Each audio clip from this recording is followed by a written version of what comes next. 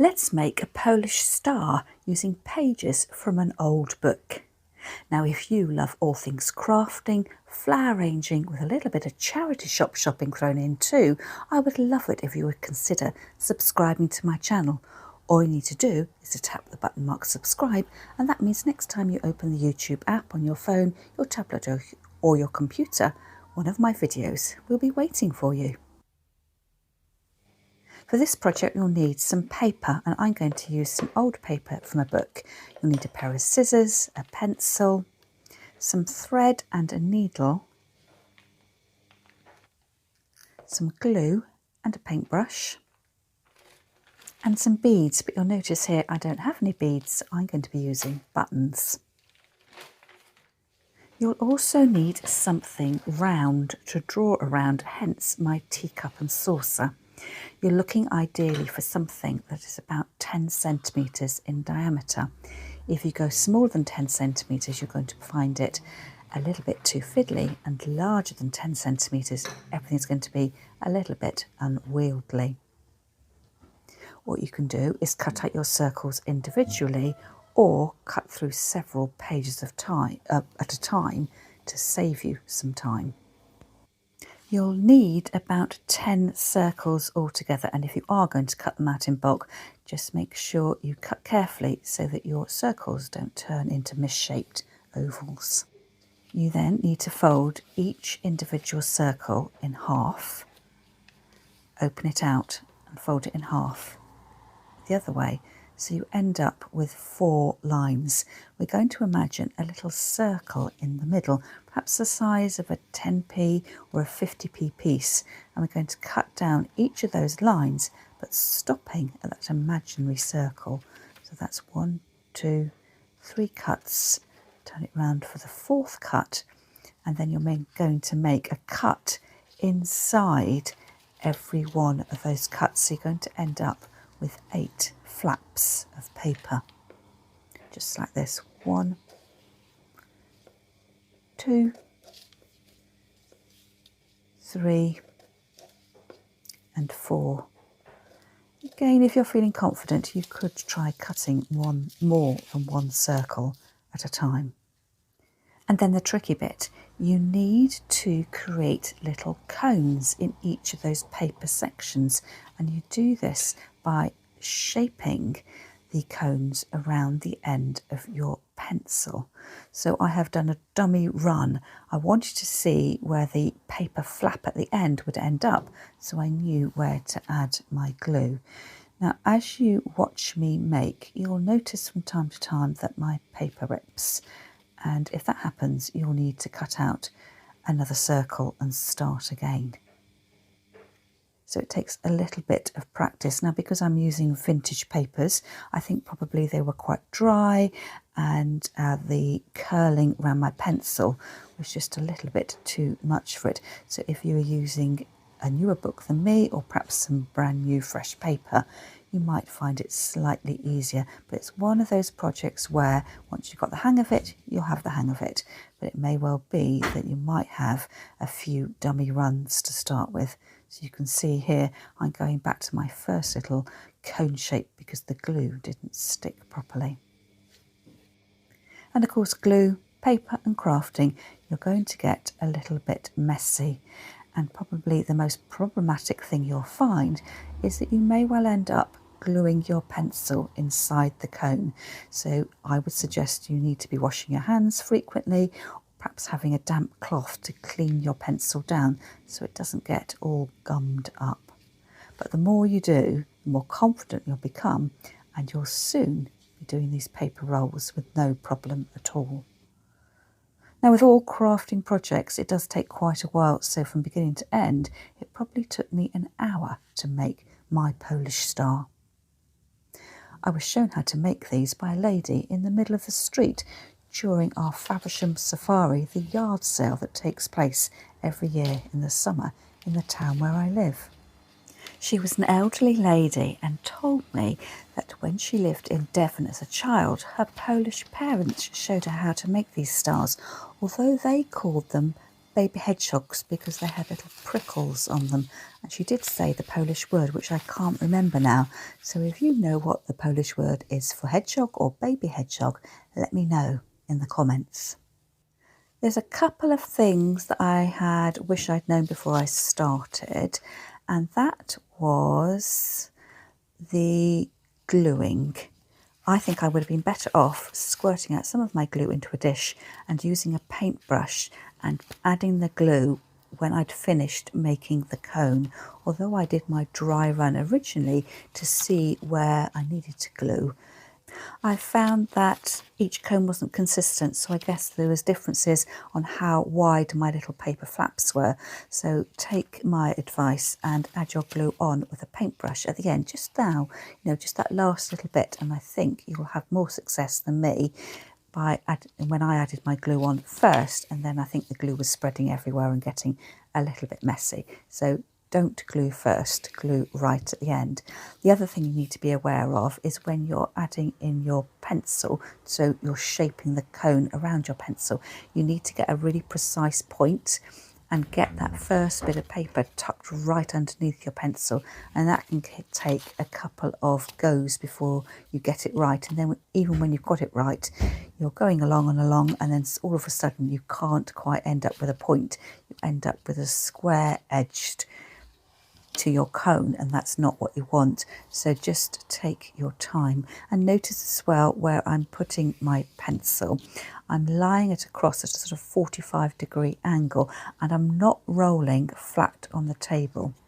I'm lifting it up into the air and working off the table. So it's not one of these easy as if you're using a rolling pin, you can just roll it straight up. You need to be doing it in the air and wrapping it carefully around that pencil. And you can see here I'm starting to get a little bit sticky, and if you're heavy-handed, the cones are going to crease slightly, so you need to be firm and precise, but not too heavy-handed as you work. So I'll leave you with a little bit of a video watching me make my little cones, my little spikes, little star shapes in real time, so you can see exactly how I'm making them. And then you'll know when you're making your own little stars, when you have a few problems with your pencil sticking or the glue being in the wrong place, you can re-watch the video and see exactly what I've been doing.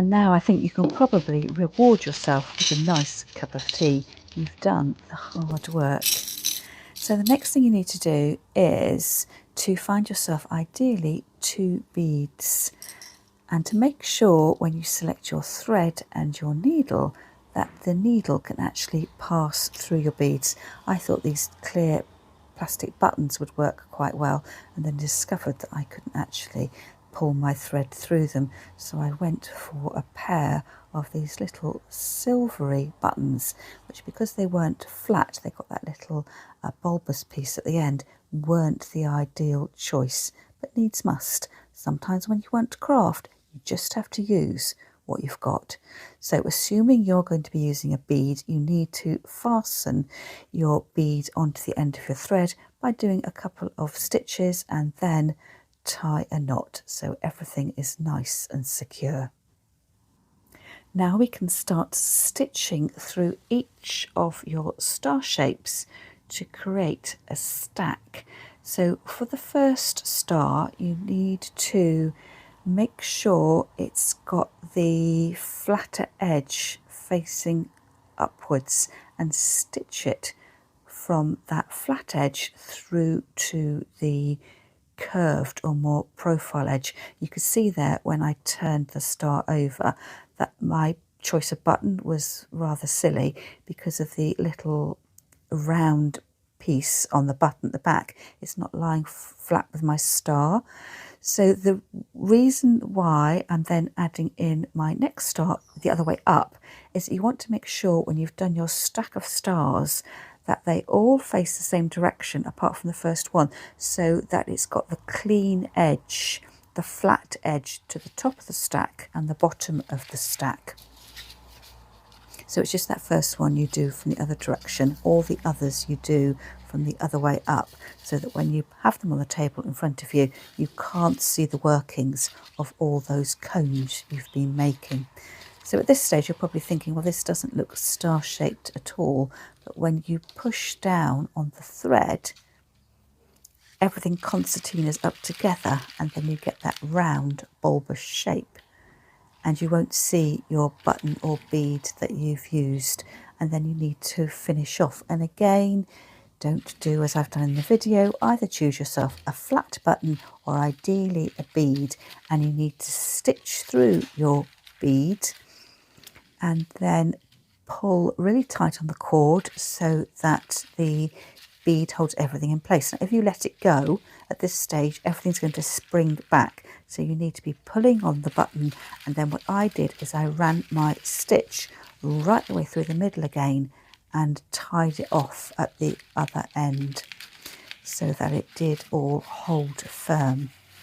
And then I left myself a length of string and tied a knot to create the little hanging hook.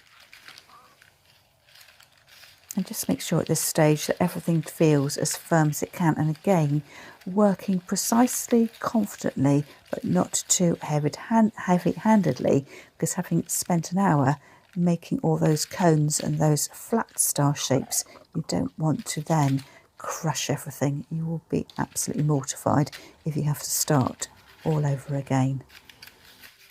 I think this is a great project to keep you busy year round, but with Christmas approaching, perhaps you might like to make lots and lots and use them to decorate your Christmas tree. Now, if you love crafting and flower arranging too, I think you would love joining my Zoom Flower Club. All you need to do is hit the membership button in my YouTube channel, and that gives you free access to my online flower arranging club, which usually takes place on the first Tuesday or Wednesday of the month. And if you do decide to make your star, don't forget to post a picture of it in my free Facebook group, Flower Start World. I'll leave a link to the group and for the joining details in the description underneath this video. Well, that's all from me for now, and I'll see you again next time.